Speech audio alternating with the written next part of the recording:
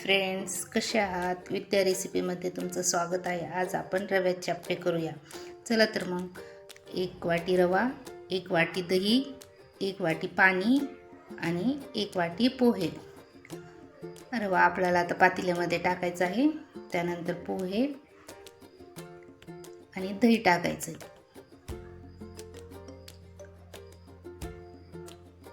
थोडंसं आपल्याला हलवून घ्यायचं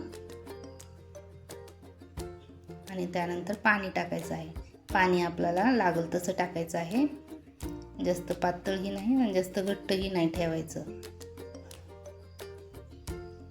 1 वाटीपेक्षा जास्त पाणी लागू शकते.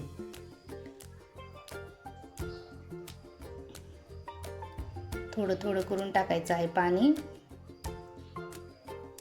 त्यानंतर आपल्याला 1 ते 1.5 तासासाठी झाकून ठेवायचं आहे. आणि आता आपण शेंगदाणे भिजायला घेऊ चटणीसाठी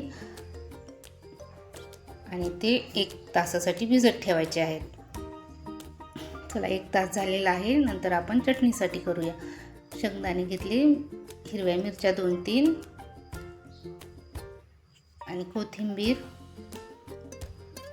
4-5 लसणाच्या पाकळ्या घेतलेल्या आहेत, मीठ आणि थोडीशी साखर टाकलेली आहे. आता बघा आपलं इकडं पीठ 1-1.5 तास झालेलं आहे. बघा कसं असं एकदम पातळ पण नाही आणि घट्ट पण नाही. त्याच्यात चवीपुरतं मीठ टाकायचं आणि नंतर अर्धा चमचा सोडा टाकायचा. आणि मग मी इकडं मिक्सरला फिरवून घेतलेलं आहे चटणीचं. बघा अशी आपल्याला पातळ घट्ट करू शकता. त्यानंतर आपल्याला तडका पॅनमध्ये तेल टाकून मोहरी टाकायची आहेत. मोहरी अशी तडतडल्यानंतर थोडेसे जिरे टाकायचे आणि 4-5 लसण कढीपत्ता टाकायचे आणि ते तडका आपल्याला चटणीवरती टाकायचा आहे.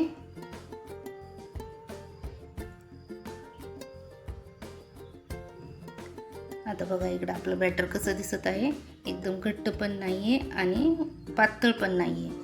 आता आपल्याला इथं आप्पे पात्रामध्ये तेल टाकायचं आहे. थोडंसं सगळीकडून टाकायचं कारण आप्पे आपले खाली चिटकणार नाही आहेत. आपलं बॅटर त्याच्यामध्ये टाकायचं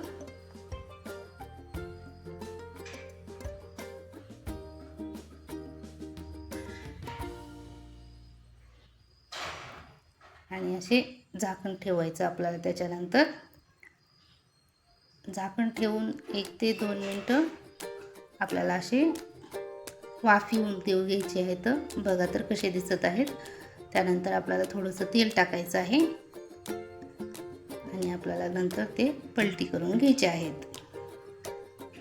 असे खरपूस होईपर्यंत आपल्याला भाजायचे आहे.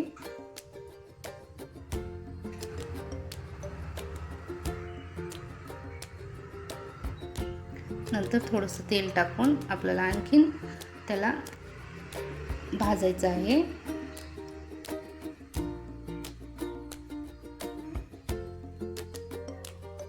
बघा कसे दिसत आहेत. छान दिसत आहेत ना. नक्की एकदा करून बघा आणि चॅनलला लाईक आणि सबस्क्राईब नक्की करा.